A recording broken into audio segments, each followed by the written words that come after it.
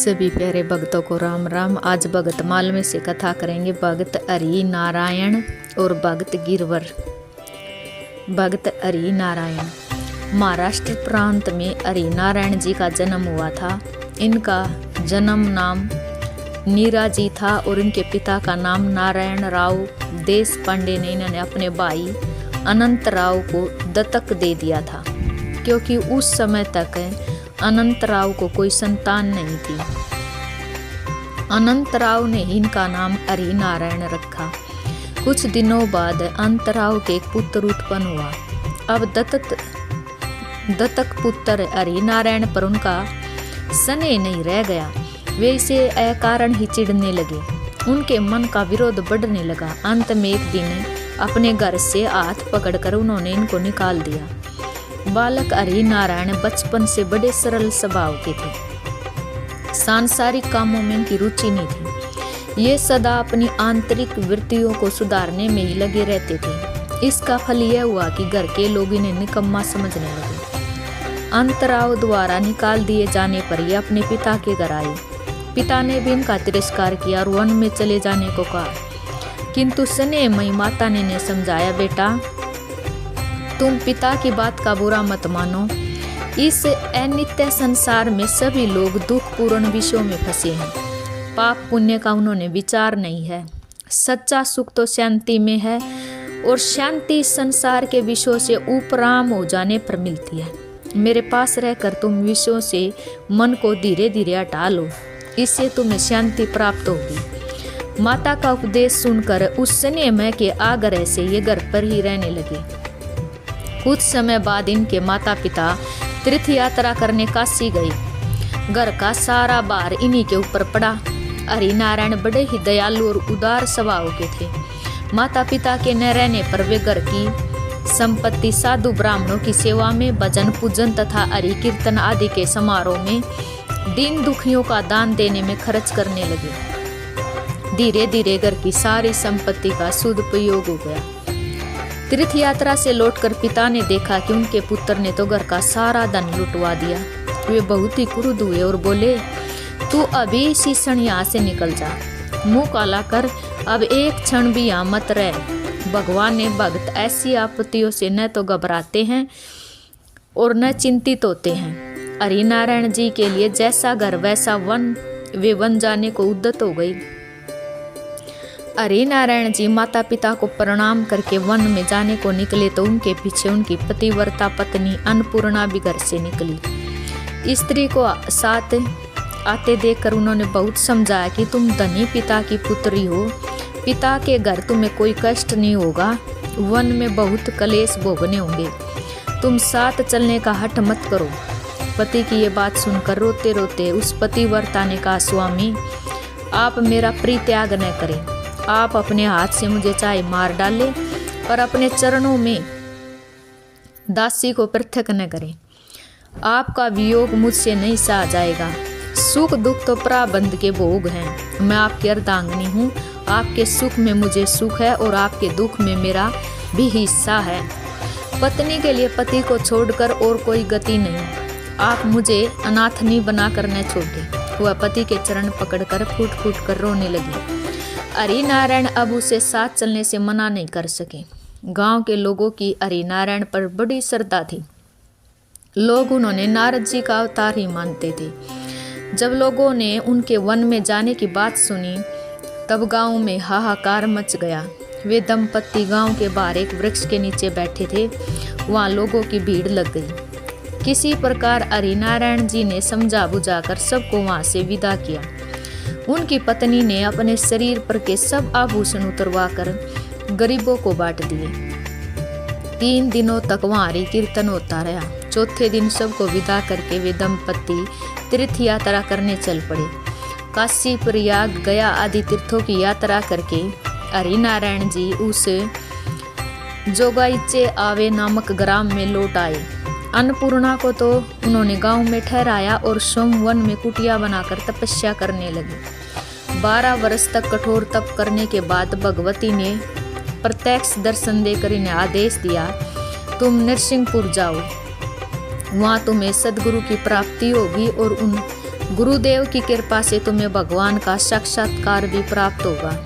देवी की आज्ञा के अनुसार हरिनारायण जी अन्नपूर्णा को लेकर नरसिंहपुर चले आए। वहाँ वे एक दिन ब्रह्म मुहूर्त में उठकर नदी पर स्नान करने गए थे। स्नान करके जल में ही भगवान का ध्यान कर रहे थे। उसी समय नदी में बाढ़ आ गई। लोगों में व्याकुलता फैल गई। पतिव्रता स्त्री अपने पति की रक्षा के लिए नरसिंह भगवान से प्रार्थना करने लगी। इधर जल में खड़े हरिनारायण जी भगवान के ध्यान में इतने तल्लीन हो गए थे कि उन्होंने पता ही नहीं लगा कि उनके सिर के ऊपर से बढ़ी हुई नदी की धारा उमड़ी चली जा रही है। उसी समय वहाँ जल में ही देव ऋषि नारद जी पधारे और भगवान के नाम का मधुर कीर्तन करके देव ऋषि ने हरिनारायण जी को सावधान किया और उन्होंने परम तत्व का उपदेश देकर वे चले गए। 7 दिनों तक नदी में बाढ़ का जोर रहा। 8वें दिन जब जल उतर गया तब गांव के लोग हरिनारायण जी का शरीर ढूंढ निकलने के लिए वहां आए। हरिनारायण जी तो भगवान के उस मंदिर में जो 7 दिन तक जल में डूबा रहा, भगवान के सामने हाथ में वीणा और करताल लिए भगवान नाम का कीर्तन कर रहे थे। उनके नेत्रों से आंसुओं की धार चल रही थी। लोगों को बड़ा आश्चर्य हुआ। सब ने उन्होंने प्रणाम किया और आग्रह करके उन्होंने नरसिंह जी के मंदिर में ले गए। सती अन्नपूर्णा बिना अन्न जल के 7 दिन रात पति की मंगल कामना करती भगवान से प्रार्थना करती बैठी थी। पति को सकुशल सुनकर उन्होंने बड़ा ही आनंद हुआ। वे मंदिर में जाकर पतिदेव के चरणों पर गिर पड़ी। पंढरपुर जाकर जब उन्होंने भगवान पांडुरंग के दर्शन करके उनके चरणों में साष्टांग प्रणाम किया, तब उसी समय जगतपति पांडुरंग ने साक्षात प्रकट होकर उन्होंने हृदय से लगा लिया और भगवान ने कहा, तुम्हारी वारी मुझे पूर्ण रूप से मिल चुकी है। अब मैं हरिशयनी तथा प्रबोधनी एकादशी को स्वयं तुम्हारे पास आ जाया करूँगा। उसी समय से हरिनारायण जी घर पर ही आषाढ़ी तथा कार्तिक एकादशी का महोत्सव करने लगे। हरिनारायण जी ने शेषाद्रि, सेतुबंध, रामेश्वर आदि दीक्षण के तीर्थों की भी यात्रा की। अपने परम धाम पधारने की सूचना उन्होंने पहले ही दे दी। सती अन्नपूर्णा ने पति के भावी वियोग से व्याकुल होकर पति की आज्ञा लेकर पहले ही नश्वर शरीर छोड़ दिया। भगत हरिनारायण बैनवैड़ी ग्राम में आए। वहां उनकी गंगा स्नान करने की इच्छा हुई तो भगवती भागीरथी ने स्वयं प्रकट होके भगत की इच्छा पूर्ण की। स्नान, तर्पण, देवार्चन आदि करके गीता में वर्णित योगासन से बैठकर प्राणों को भूमध्य में संयत करके हरिनारायण जी समाधि में स्थित हो गए। उनके शरीर से दिव्य तेज निकलने लगा। फिर वे ब्रह्मलीन हो गए। भक्त गिरवर मन न भूल माधव, चरण करुणा धाम उदार, जन को हित ही चित धरत, नागर नंद कुमार। नर्मदा के पवित्र तट पर एक छोटे से गांव में गिरवर नाम के एक राजपूत रहते थे। घर में बूढ़े माता पिता थे। गौरी नाम की पतिव्रता पत्नी थी। एक पुत्र था उदा। खेती करके परिवार का निर्वाह होता था। गिरवर और उनकी पत्नी वृद्धा माता पिता की सेवा करते थे। घर में सभी भगवान के भगत थे। बालक उदा भी माता पिता की भक्ति के प्रभाव से बचपन से ही भगवान के नाम में मगन रहने लगा था। गिरवर का भगवान की दया पर पक्का विश्वास था। वे बात बात में कहा करते थे कि भगवान जो कुछ करते हैं सब कल्याण ही करते हैं। यद्यपि गिरवर की धारणा सच्ची थी, फिर भी गांव के दुष्ट लोग उनके पीछे और कोई सामने भी कह देते थे, घर में सारे सुख हैं, खाने को भरपूर अन्न है, अनुकूला स्त्री है, पुत्र है, माँ बाप है। तब ऐसा कहने में क्या लगता है? किसी पर कष्ट पड़े तब पता लगे कि भगवान सब कल्याण ही करते हैं या नहीं। बात सच्ची है। दुख में भी जिसका विश्वास भगवान की दया पर बना रहे, उसी का विश्वास सच्चा है। गिरवर का विश्वास सच्चा विश्वास था। कुछ समय बाद माता पिता का देहांत हो गया। गिरवर को इस बात का दुख हुआ कि सेवा का सौभाग्य नहीं रहा। माता पिता की सेवा का सौभाग्य बड़े पुण्य से प्राप्त होता है। जो लोग माता पिता के जीवन में उनकी सेवा नहीं करते, उनकी अवहेलना करते हैं, उन्होंने माता पिता के न रहने पर बहुत पछताना पड़ता है। गिरवर को कष्ट तो बहुत हुआ, पर उन्होंने कहा भगवान जो कुछ करते हैं सब कल्याण ही करते हैं। थोड़े दिन बाद गिरवर का 8 वर्ष का पुत्र उदा नर्मदा जी में स्नान कर रहा था और उसे घड़ियाल ने पकड़ लिया। बालक चिल्लाया, हे ठाकुर जी बचाओ। माँ किनारे पर रोने चिल्लाने लगी। लोग दौड़े भी, पर बालक पानी में अदृश्य हो गया। गोरी रोती पीटती घर पहुंची। गिरवर उस समय भगवान की पूजा समाप्त करके उठे थे। उनके मुख से अभ्यासवश निकल गया, भगवान जो कुछ करते हैं सब कल्याण करते हैं। पीछे उन्होंने संकोच हुआ। गिरवर ने पत्नी को समझाते हुए कहा, देखो संसार में कोई किसी का है नहीं। जो इस जन्म में पुत्र बना, पता नहीं किस जन्म में वह पिता, भाई, स्त्रु या कोई रहा होगा। यह तो एक धर्मशाला है। सब जीव अपने कर्म फल भोगने यहाँ आते हैं। जिसका भोग जब समाप्त हो जाता है तब वो यहाँ से चला जाता है। इसमें शोक करने की क्या बात है। उस दिन एक महात्मा आए थे। उन्होंने तुम्हारे सामने ही कहा था कि यह संसार तो भगवान का बगीचा है। हम लोग तो बगीचे के माली हैं। माली का काम बगीचे की सेवा करके उसके उत्तम फल स्वामी को समर्पित करना है। यदि स्वामी स्वयं बगीचे के किसी फल को पसंद करके ले ले तो वह माली के लिए और भी प्रसन्नता की बात है। उदा तो इस बगीचे का सबसे सुंदर उपहार था। बगीचे के स्वामी ने उसे स्वयं बुला लिया, ले लिया तो हमें प्रसन्न ही होना चाहिए। भगवान की इस सृष्टि में कोई वस्तु नष्ट नहीं होती। पदार्थ एक स्थान से दूसरे स्थान पर चले जाते हैं। इस प्रकार जीव भी नष्ट नहीं होता। तुम्हारा उदा भी भगवान की कृपा से कहीं इससे भी अच्छी जगह हो सकता है। तुम उसके लिए चिंता मत करो। उदा भगवान का भगत था, रोज कीर्तन करता था। घड़ियाल द्वारा पकड़े जाने पर भी उसने भगवान को पुकारा, अतः वह भगवान के धाम में ही गया होगा। ऐसे पुत्र के लिए तुम शोक क्यों करती हो। सच्ची माता का तो कर्तव्य है कि पुत्र को सुख पहुंचाए। भगवान के आनंद में धाम में पुत्र गया, इससे तुम्हें प्रसन्न होना चाहिए। उदा मर ही गया हो, इसी का क्या ठिकाना। वह जीवित भी हो सकता है, तुम्हें फिर मिल भी सकता है कभी। प्रत्येक दिशा में तुम्हें शोक नहीं करना चाहिए। भगवान जो कुछ करते हैं सब कल्याण ही करते हैं। गौरी ने कहा, मेरा मन कहता है कि मेरा पुत्र जीवित है। वह चाहे जब मिले पर मुझे मिलेगा अवश्य। गिरवर बोले, वह मिले या न मिले, हमें यही क्यों चाहो कि वह मिले।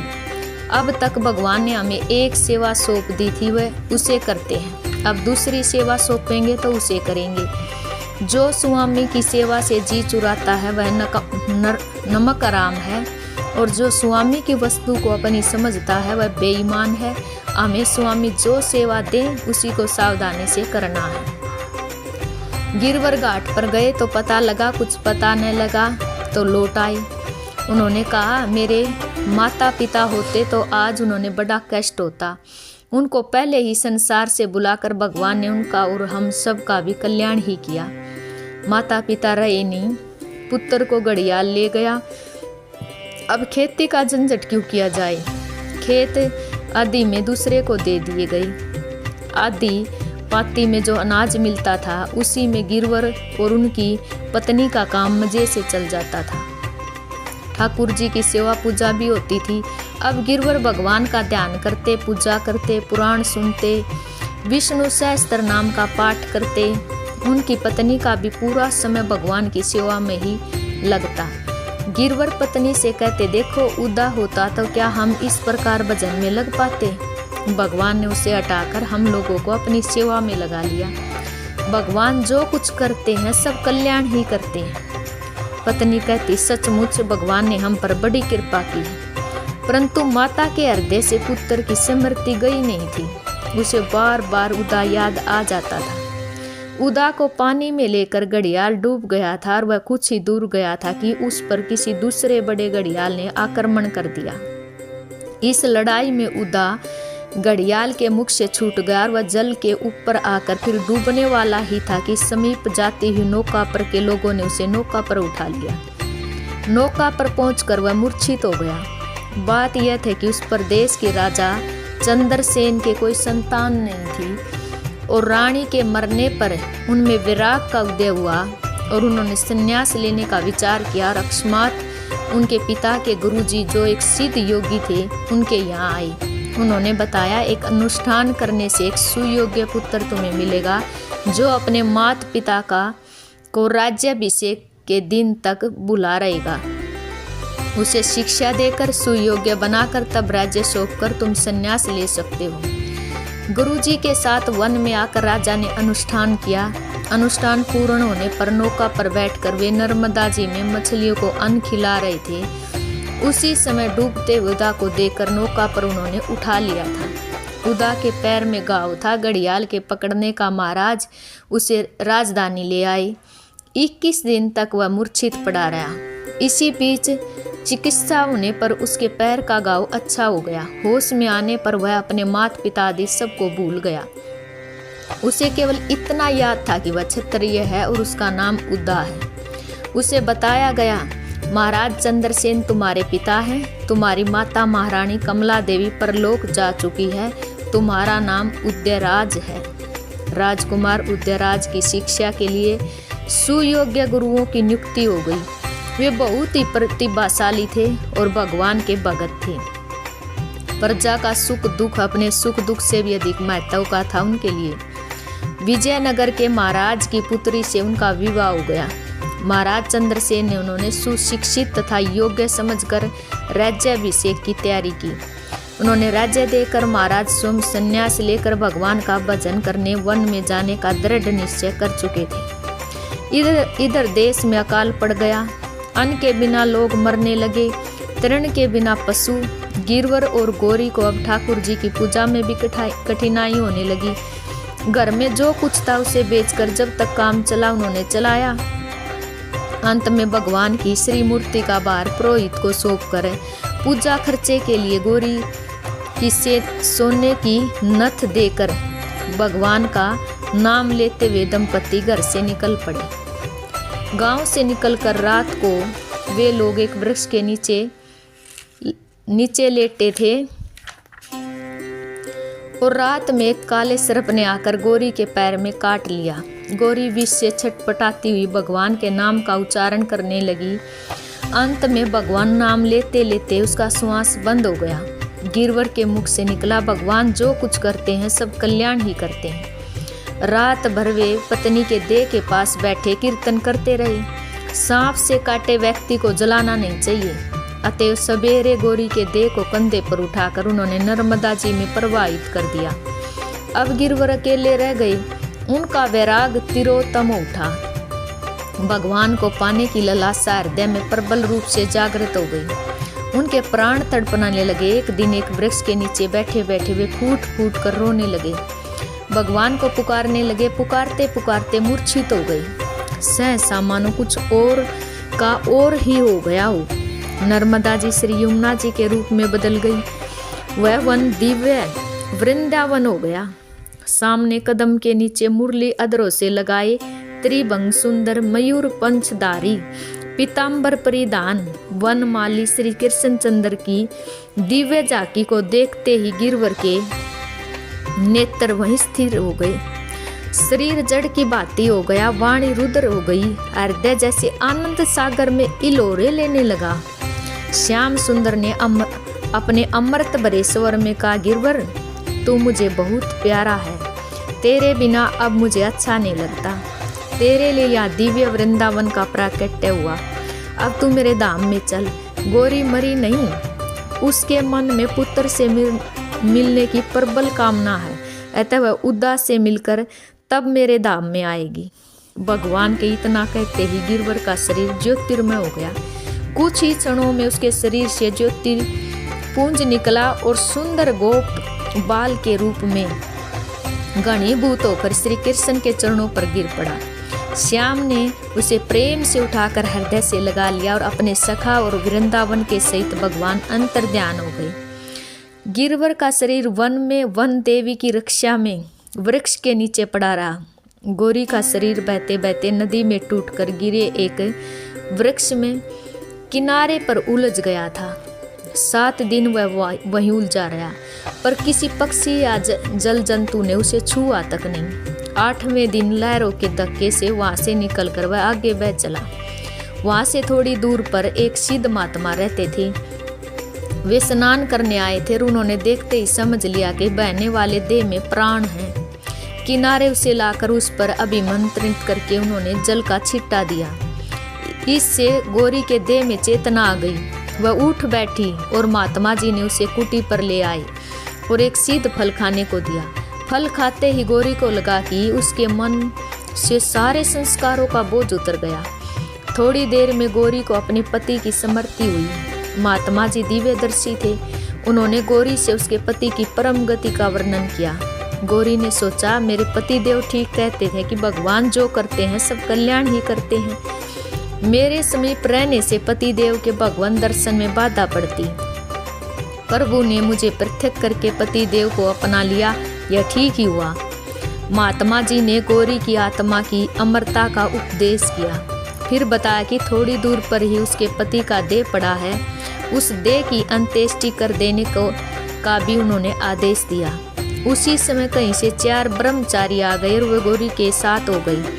वृक्ष के नीचे गिरवर के देह के समीप एक दिव्य वसना देवी बैठी थी और गोरी के वहां पहुंचते ही वे अंतर्ध्यान हो गई। ब्रह्मचारियों की सहायता से चिता बनाकर गोरी ने पति देह का दाह कर्म किया। भस्म को नर्मदा में बहाकर स्नान करके जलांजलि दी। अब ब्रह्मचारियों ने उसे गेरुआ वस्त्र और एक इकतारा दिया और वहां से चले गई। गोरी ने गेरुआ धारण किया और हाथ में इकतारा लिया और भगवान के नाम का कीर्तन करते आनंद में मगन वह एक और चल पड़ी। उसे पता नहीं कि कहाँ जा रही है। वह चलते चलते एक ऐसे नगर में जा पहुंची जहाँ बड़ी धूमधाम थी, बड़ा उत्सव था। कोई वह असंग भाव से उसमें प्रविष्ट हुई। बात यह हुई कि वह नगर था महाराज चंद्रसेन का। अभी कल ही महाराज ने राजकुमार उदयराज का राज्याभिषेक किया था और सोम कुमार को राज्य देकर वे वन में चले गए थे सन्यासी होकर। आज नवीन नरेश उदयराज का पहला दरबार था, लेकिन उदयराज ने अभिषेक की रात्रि में सोपन में सन्यासिनी रूप में अपनी माता से अपना पूरा परिचय पा लिया था। वन जाने से पूर्व महाराज चंद्रसेन ने भी उसको जल में पाने से अब तक की बात बता गए थे। अतः वे अपनी माता के दर्शन के लिए बहुत उत्कंठित थे। सब सेवकों को कहा गया था कि कोई सन्यासिनी आते ही राजा को समाचार मिले। गोरी के नगर में पहुंचते ही उदयराज को समाचार मिला। वे स्वयं दौड़ आए और पहचान कर माँ माँ करते चरणों में गिर पड़े। गोरी ने उन्होंने उठाकर हृदय से लगा लिया और वह कहने लगी, मेरा उदा उदा मेरा। उस समय का दरबार स्थगित हो गया और पुत्र माता को राजमहल में ले आया। गोरी ने पुत्र के मुख से पूरी बातें सुनी। उदा को भी पिता की भगवत प्राप्ति का समाचार मिला। गोरी के मन में जो पुत्र से मिलने की वासना थी वह पूर्ण हो गई। अब उसकी आसक्ति नष्ट हो गई। अब वह वन में जाकर भजन करना चाहती थी, किंतु पुत्र ने आग्रह करके उसको इस बात पर राजी कर लिया कि वह नगर से बाहर कुटिया में रहेगी। कुटिया बना दी गई। गोरी उसमें रहकर भजन करने लगी। धीरे धीरे उसका भगवत प्रेम पराकाष्ठा को पहुंच गया। भगवान ने दर्शन देकर उसे कृतार्थ किया।